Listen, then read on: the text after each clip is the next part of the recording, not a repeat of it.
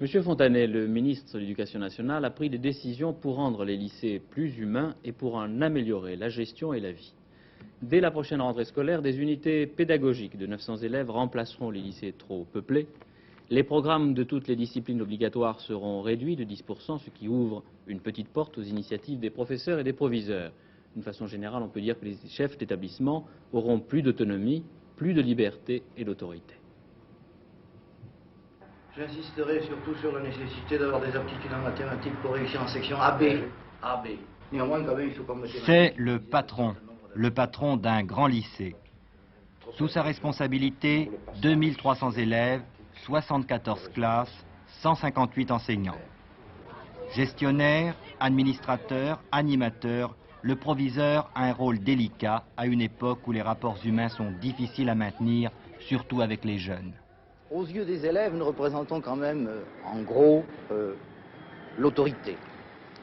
Et les jeunes adolescents d'aujourd'hui ont tous un sentiment de révolte à l'égard de l'autorité, qui s'exprime d'ailleurs par un sentiment de révolte à l'égard du père ou à l'égard de tout ce qui touche en quelque sorte à la hiérarchie de la société.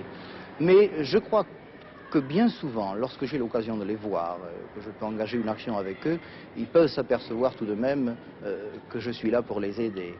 Il faut que le proviseur croie à son métier, croie à l'enfant, croit en l'homme, croit aussi à la vertu de la parole.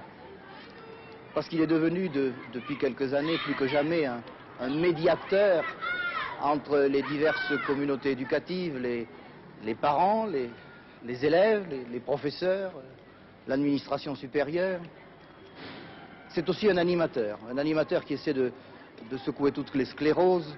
Et c'est enfin un homme qui se sent responsable de l'avenir professionnel de ses élèves, qui cherche surtout, un orienteur qui cherche surtout à les orienter vers les sections qui offriront le plus de débouchés, qui a la hantise de faire des chômeurs. Oui, mais comment prendre contact avec tous les élèves?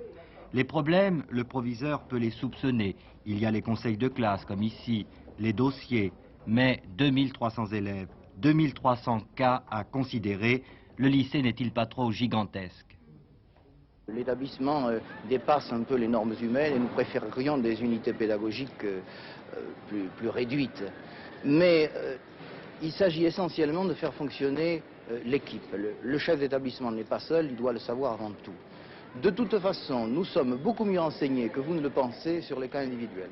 Par exemple, il m'arrive de recevoir certains jours 3 ou 4 coups de téléphone de l'assistante sociale, très efficace, qui me renseigne sur la situation individuelle de certains élèves.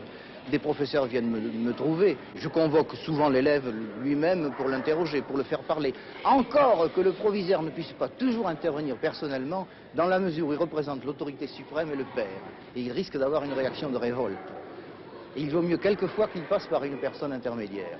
Sur le plan pédagogique, par contre-coup sur le plan financier, nous souhaiterions un peu plus d'autonomie en ce sens, par exemple, que nous voudrions obtenir un contingent global, par exemple, d'heures supplémentaires, qui nous permettrait de renforcer les heures d'enseignement pour les élèves les plus faibles dans certaines matières, d'assurer plus souvent un prolongement socio-éducatif en enseignement proprement dit.